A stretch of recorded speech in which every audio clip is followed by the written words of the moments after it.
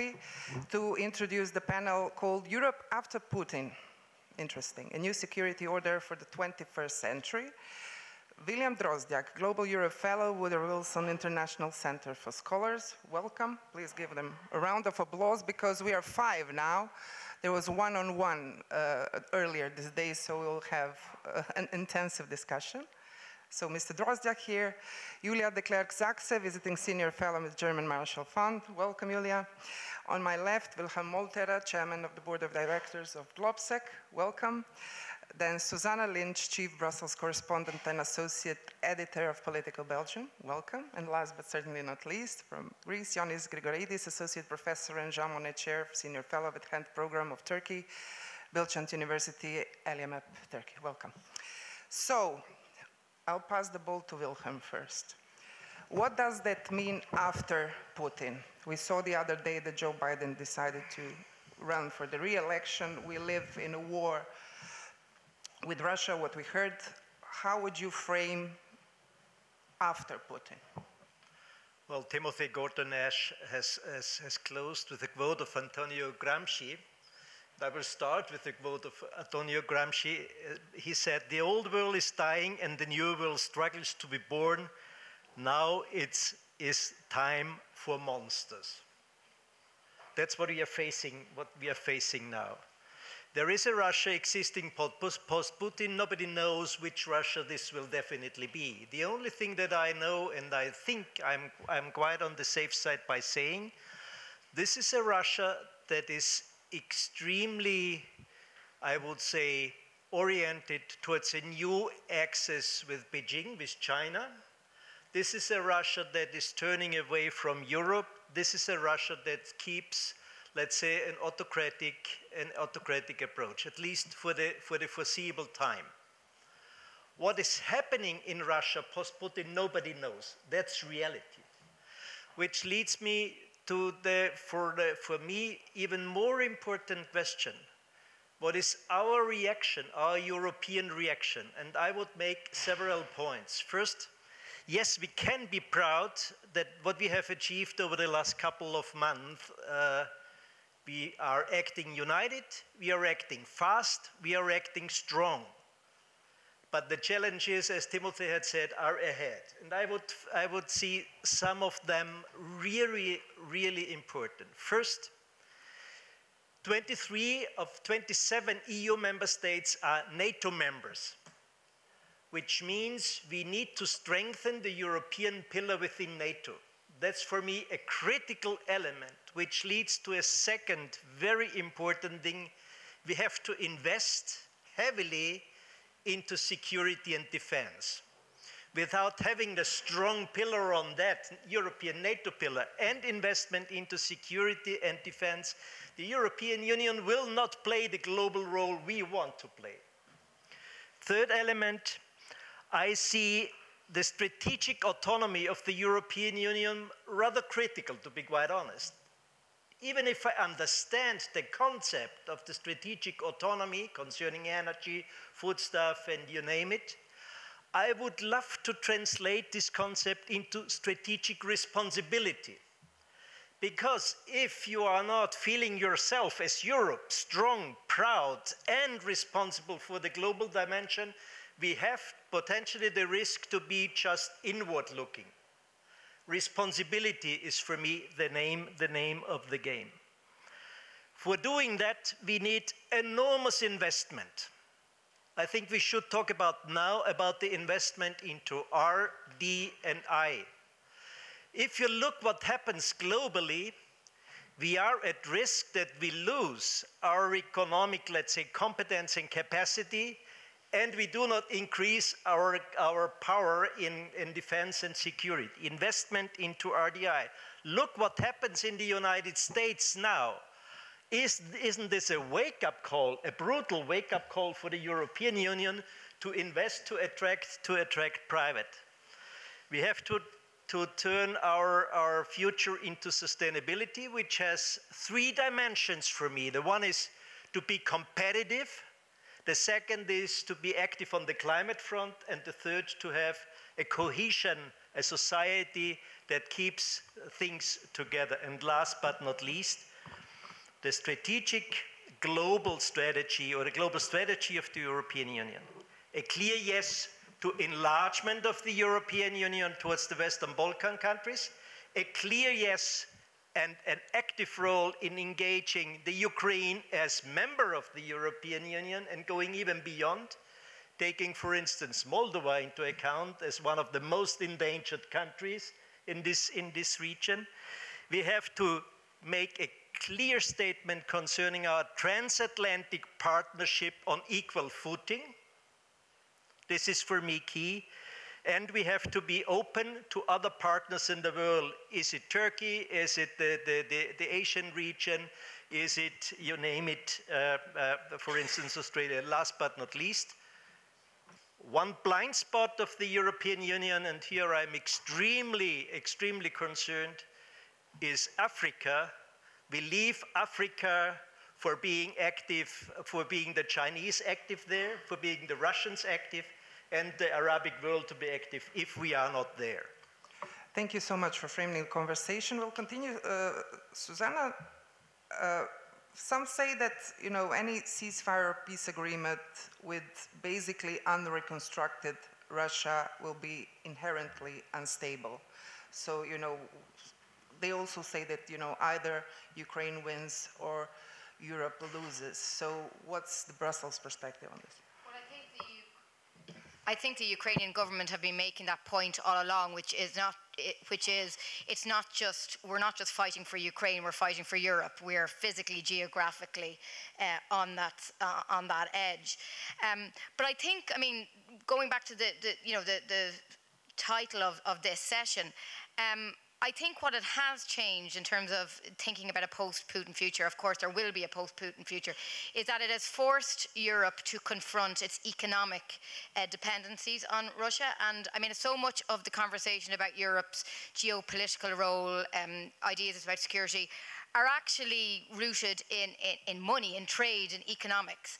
And the war in Ukraine forced Europe, particularly Germany, and other countries that had built up this dependency on Russian gas to reconsider this, to change this, and they have quicker than a lot of people would have thought. And of course, we're now having this new debate now that's really become the prominent debate in Brussels about China now, and has Europe, or is it in danger of building up those same dependencies?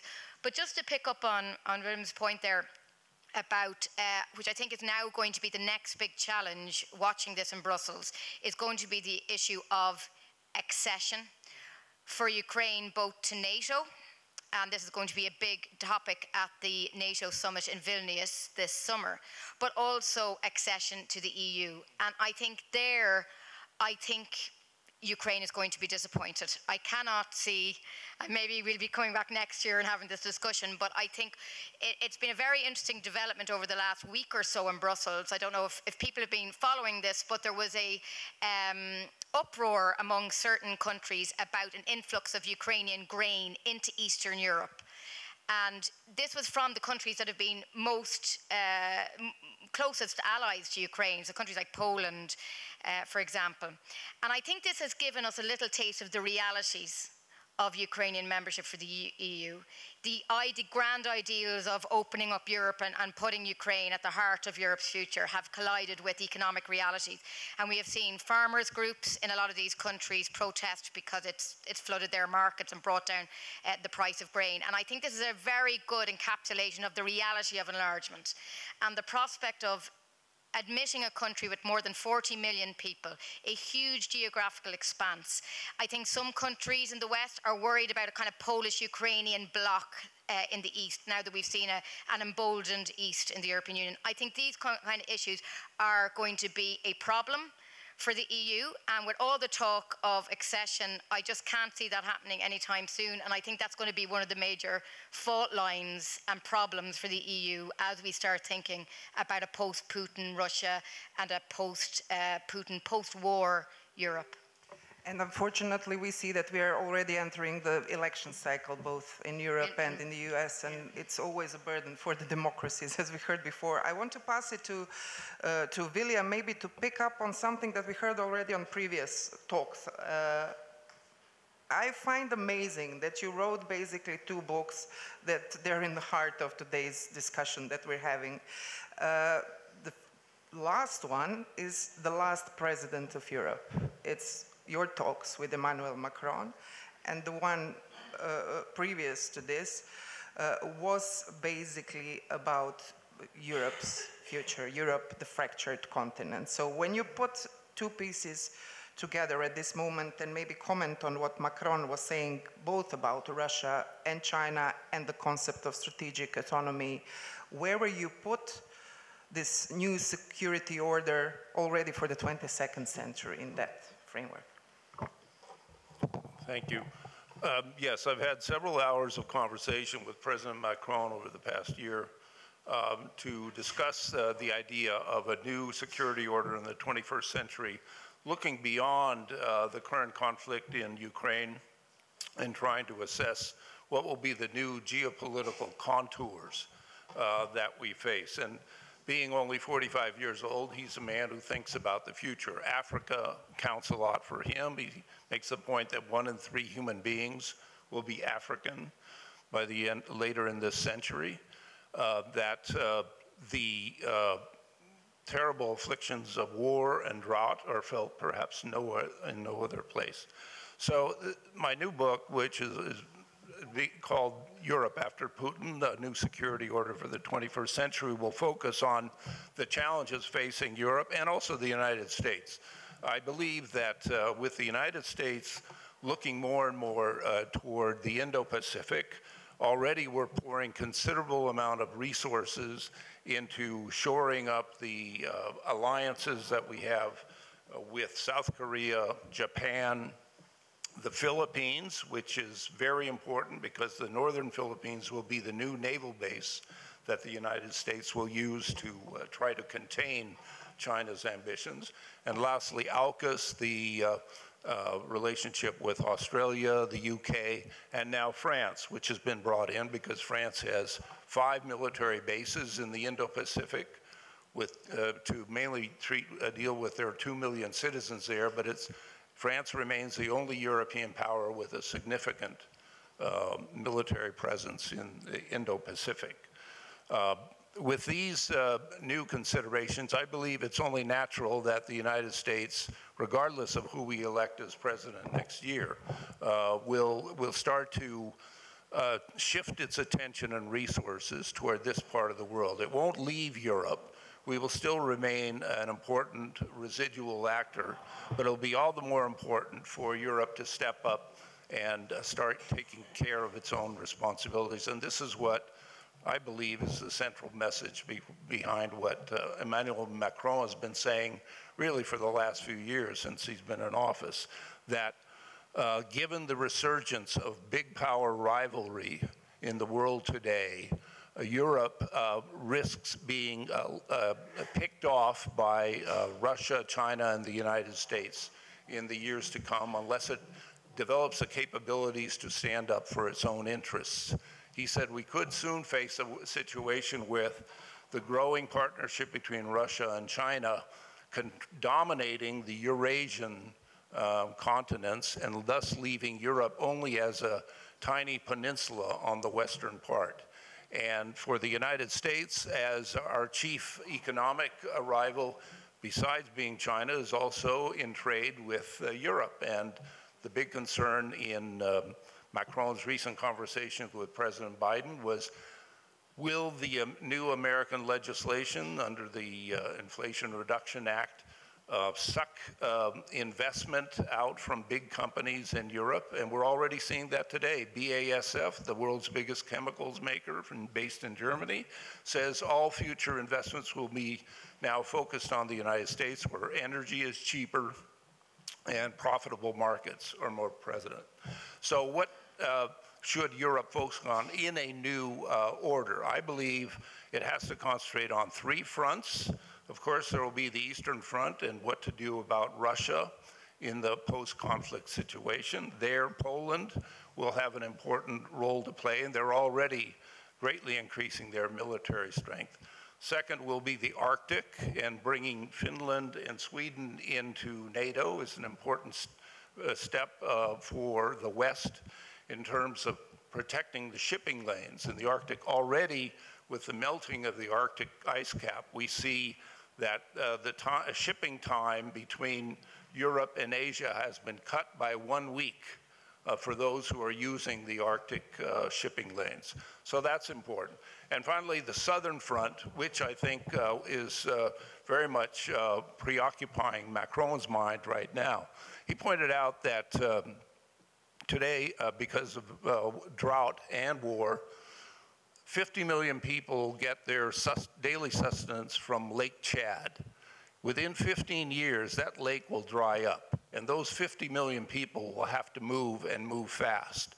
And the big fear on his part is that there will be a tsunami of immigrants coming across the Mediterranean from Africa, and not just Africa, also the larger Middle East. Iran is suffering through terrible drought that is making many parts of its country uninhabitable.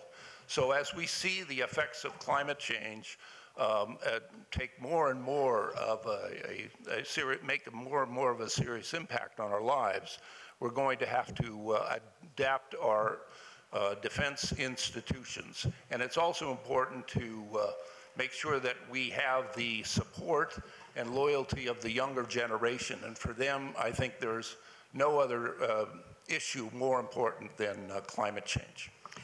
Thank you for fantastic input, William.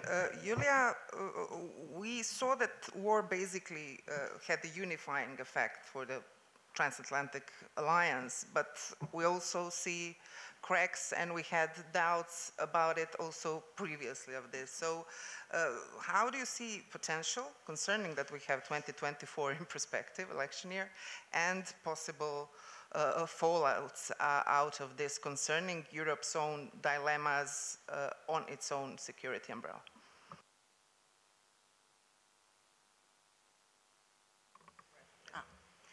Thanks so much. Well, given that we're in Delphi and in Greece, I think in answering your question, I'm going to be part Pollyanna and part Cassandra. But I'll start with the good news first. As you said, I mean, especially at the beginning of the war, I think it's really been, we've heard this already from previous panelists, it's really been a wake-up call for Europeans, for the transatlantic alliance. So it's given a boost to unity within the West. And yet at the same time, we also see that by upping the geopolitical stakes, if you will, it's kind of increased the potential for fallout.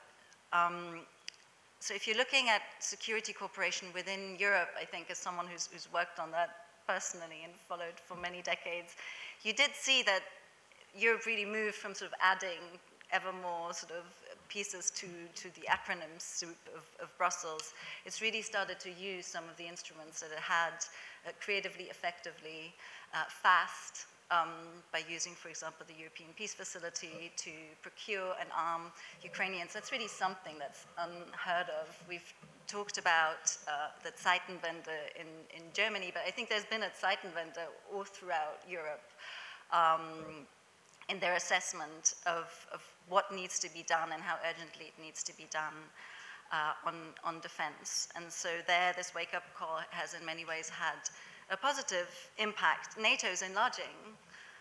More EU members are now also parts of NATO, so there's a greater coherence there. The EU is enlarging. We already heard that. It's reversed a trend, so to say, with Brexit, that the EU might be shrinking, that now there's a perspective for the EU growing again, even, and we've also heard that already, that path will be long and cumbersome, but it's on the horizon. Across the Atlantic, President Biden has made a firm commitment to the Ukrainian war effort, but also to the transatlantic alliance, something, again, we didn't always take for granted with the previous administration. And then I think there's also been a sense of sort of Western unity rallying behind a new urgency to defend democracy, something they've really kind of been doubting, that's in crises, which has given a new sense of unity across the Atlantic. So I think if you looked, especially at the beginning, if you look at last February, March, there was this real sense that out of this tragedy of the invasion of Ukraine and the willingness of the Ukrainian people to really push back, maybe a stronger and more united West would rise, that's really kind of found its new mojo to stand up for itself. And yet, by upping the geopolitical stakes of this conflict, I think there's also an increasing risk now of division, both within the European camp, but also across the Atlantic. The first piece is China, of course. China, by aligning itself with Russia, has really kind of turned this into a geopolitical confrontation. And therefore, on one hand, maybe united the West in pushing back against aggression, standing up for territorial integrity. But aligning around Russia is one thing, aligning around China is quite another for the transatlantic relations. Even within Europe, and I think the recent Macron visit to Beijing is an example of that, how quickly a united front, let's not forget he traveled together with Commission President von der Leyen, can actually crumble, and at the end of this visit, you have a picture that looks quite different as the initial purpose of the visit, right? There's also the question of the West versus the rest, right? I mean, European and transatlantic partners were still quite surprised that maybe the rest of the world did not always see this kind of newfound mojo for democratic support in the same way, might be looking at this more as a regional conflict, might be seeing this as something that detracts from other important conflicts around the world, other important geographic areas. We've heard Africa, we've heard the Middle East, and so on. I think it leads us to a problem of the narrative. The narrative of democracy is not something that really stands up around the globe. It's often seen as something that's talking down to the rest of the world. We've heard earlier, I mean, a support for sovereignty, a support for international law is maybe something that can rally the rest of the world behind this conflict again and tie it to the bigger political picture. Lastly, the domestic picture. I think something we've heard echoes of this already. Hugely important, of course, elections next year, you heard it, but already elections this year. Let's not forget Poland, a total Russia hawk, is now blocking the imports of Ukrainian grain because of support for their farmers. Pretty much every single EU member state and the United States have these domestic concerns to take into account. And I think there's also huge potential, unfortunately, for divisions in this greater alliance. Fantastic, thank you so much. Ioannis, I'm going to put the last thing on the table and then we are going to have a free fall. When we talk about security and security order towards the 22nd century, we still are with Putin. We don't have to wait after Putin. We're in this situation at the moment. The concept of security, cyber resilience, digital resilience, green transition, energy resilience and transformation, rare earths, which is strategic objective and question for Europe in that regard. We heard already from Wilhelm and William and Suzanne and Julia, migration, demography, democracy challenge for Europe as such, and human security in terms of, you know, natural disasters that we already see across the continent. How to put it all into perspective with the war going on and with geography that will not change. Russia will stay where it is, whatever happens, and, you know, so can you just put it on the table and we can talk then? Thank you. Thank you so much. I do think that the war, Russia's invasion in Ukraine, has highlighted the significance of working together on addressing security challenges, not just hard security concerns, but also soft security concerns, and all the security concerns that are going to affect our lives in Europe and the world in the 21st century. In that respect, Europe's initiative to introduce the Green Deal, the whole discussion about how to mainstream the environment policy into all our policies and bring environmental security to the forefront is particularly important. But in that respect, I do think that in order to better grasp this transition, we'll really need to rethink some of the concepts that Wilhelm also introduced. This concept of strategic autonomy and responsibility need to be thought very well together. I also agree that the word autonomy may be misunderstood. In my understanding, strategic autonomy doesn't mean defining Europe against the United States, quite the opposite. Autonomy means that the European Union becomes an asset to the United States even beyond Europe, so like in the Indo-Pacific, in other security challenges that the United States needs some European support, it is important to be there. And I do think that responsibility is a concept that needs to be taken very seriously, and when it comes to regional conflicts as well. I think that one of the big critiques against the European security policy was its complacency against a number of frozen conflicts, issues that we never touched upon, thinking that this is difficult, this is not going to affect us anytime, and then these conflicts get unfrozen and then affect us in profound ways. So being proactive and being strategic in this is particularly important. And I do think that these issues, of course, have strong environmental dimensions as well. We heard about Lake Chad. You may think of another plenty of sort of soft spots, environmental soft spots around Europe that are going to affect profound European security, not least because of migration, as we said. If migration is already shaping European politics in such a profound way, and we don't have convincing answers, both domestically and internationally, this is only going to get worse in the upcoming decade. So in that respect, we need to be very, very careful. And we also need to build on our transatlantic relationship. I think that's enormously important to remember, that if Europe and the United States want to be leading actors in the 21st century, they can only do this together. And I think Brexit is a good example why the opposite cannot work, as we now know.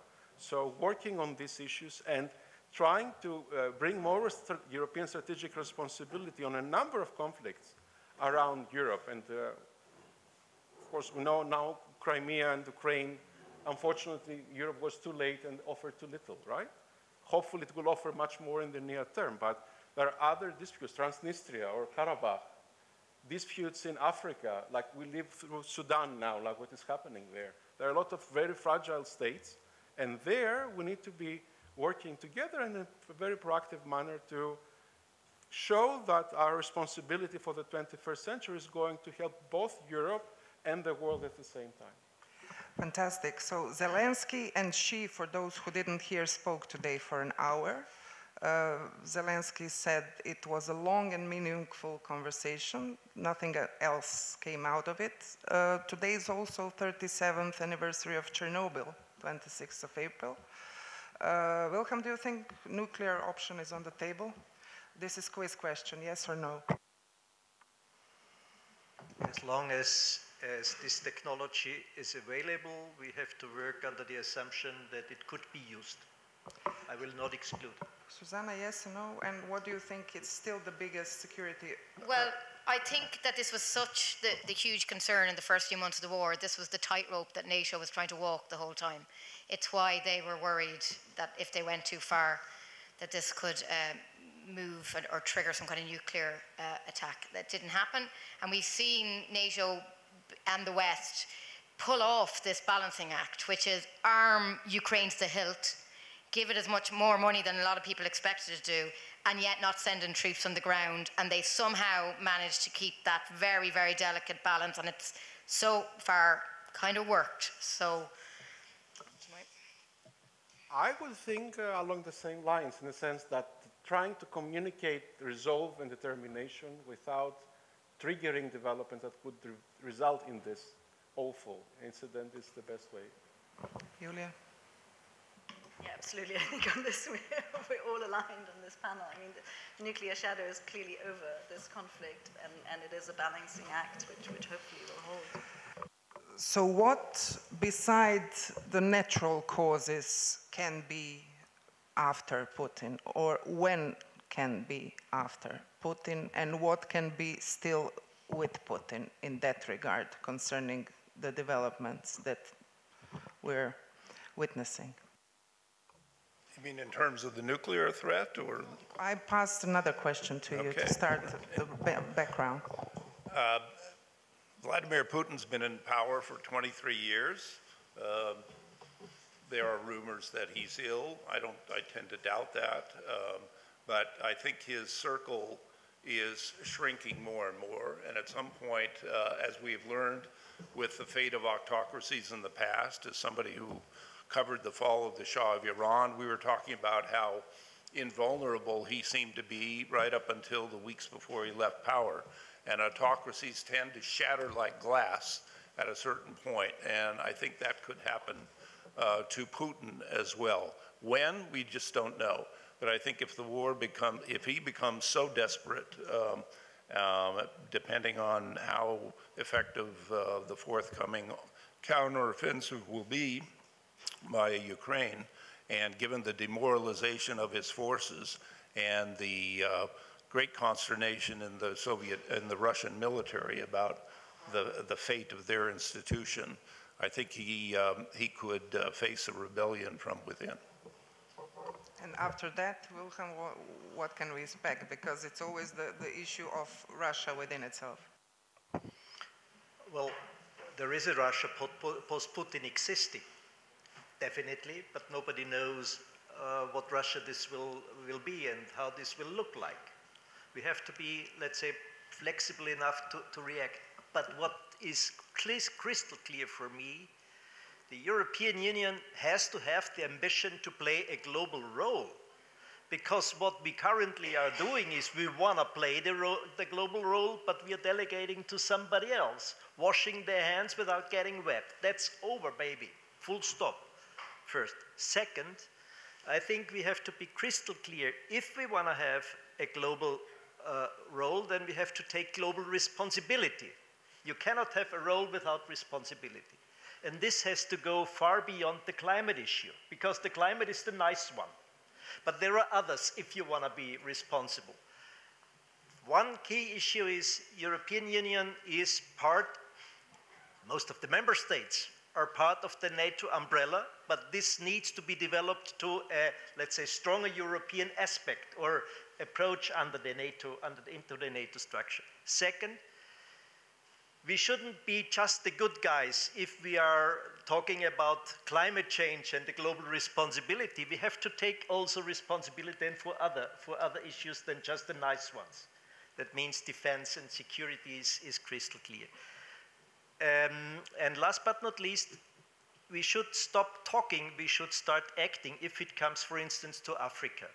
Because if we are complaining that the Russians are there, that the Chinese are there, there is a reason.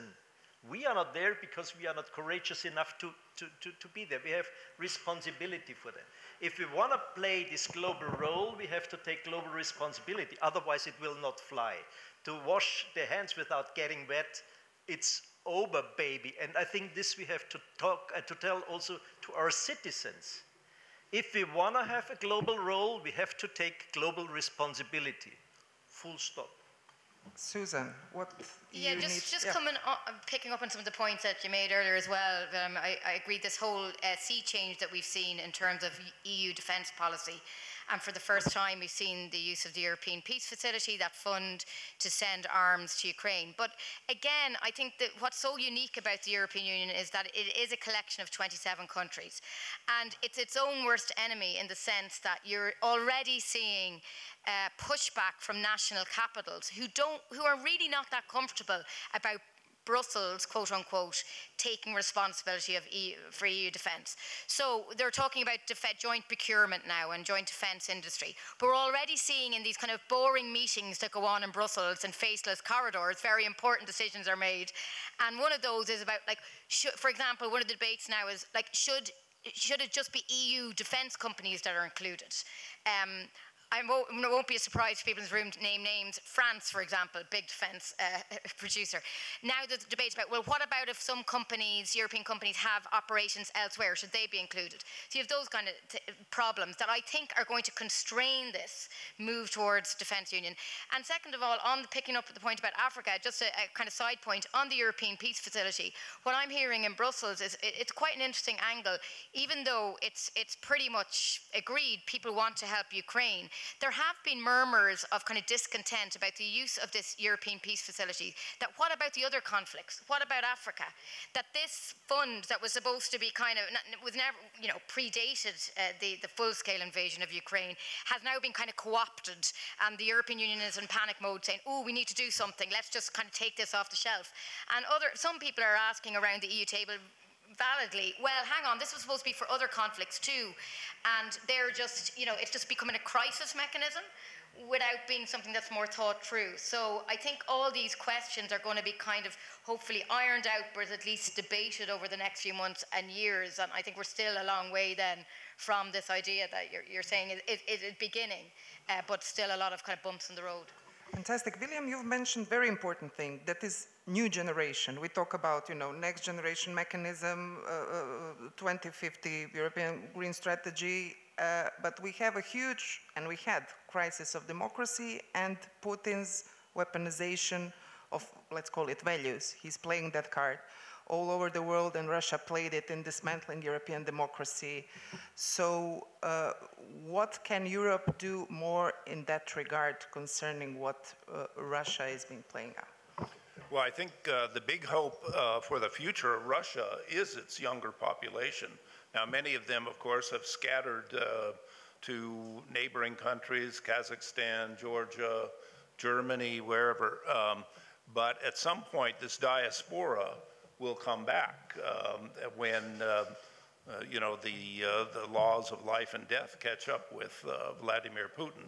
And I think there will be there is a unified view among young Russians and also young Europeans about the need to adapt to the challenges of our climate. And this is why I emphasize climate change, and not just in a axiomatic or pablum, but serious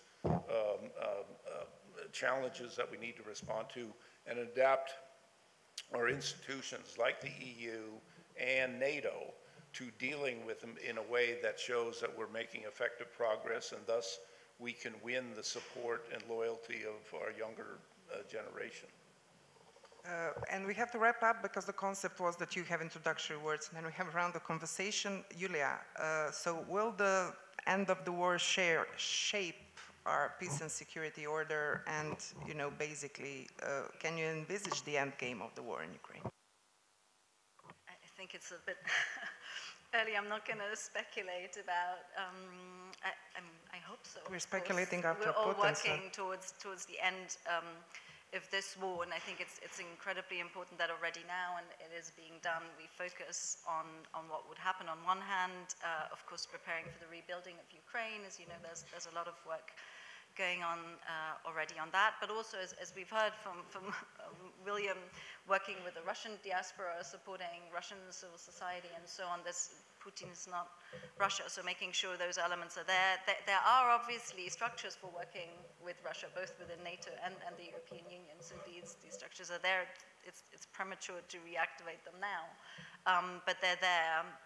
I think the more important picture will be also to keep the global confrontation between China and the US will not go away, and that's within, this conflict is taking place within that. So we have to really remember that, and that's a crucial question for the Europeans. Where do they fit in to that picture? And the answer to the end of the war in Ukraine will not answer that questions. And the last one, I think, is this tension in the global versus the domestic. I mean, we've heard a lot, Europe needs to be a global actor. Of course it does, but there are so many pressures on Europe right now that this conflict has brought to the fore, and I think keeping that balancing act, while at the same time keeping the geopolitical balancing act, will remain a huge challenge for the future. Just a quick point to add what Julia is saying. I think the importance of demographic trends is reflected in looking at China. If China has an Achilles heel, it's in the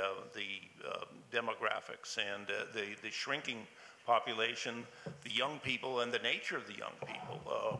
Friends of mine who have spent a lot of time in China say this is a generation of spoiled brats that is coming up, because the one-child policy has been a social as well as a population disaster. Ioannis.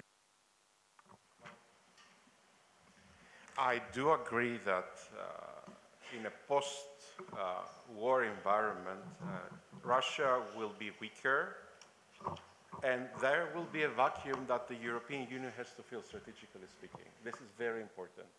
I mentioned the conflict zones in the Black Sea and beyond. We also talked about how Russia has been involved in the Middle East, in Africa, in several regions around the world where the European Union has stronger interests, economic and other, but hasn't developed strategic interest and strategic presence. So in that respect, I think that's a very important thing to keep in mind. And in addition to that, it is also very important to develop a multi-level strategy towards Russia so that the civil society, the youth, is treated in a profoundly different way, so that they understand that Europe is not the enemy, it's a partner. And this is something to keep in mind so that we can consider a new future.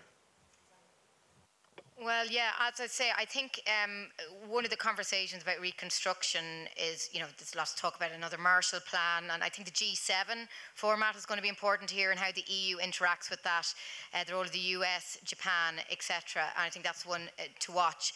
And then I think the EU, as well, getting back to that economic theme, I think it was a kind of a late starter when it came to investment in Africa. It's got this global gateway plan, but obviously China has managed to use money effectively to gain leverage in a lot of countries around the world. I think the EU is late to that game. I'm going to be interested to see how that plays out in the next few years, if it can make those inroads using investment with strings attached, which is, I think, what the EU should do, not just give free money and you know, shut its eyes to what's going on.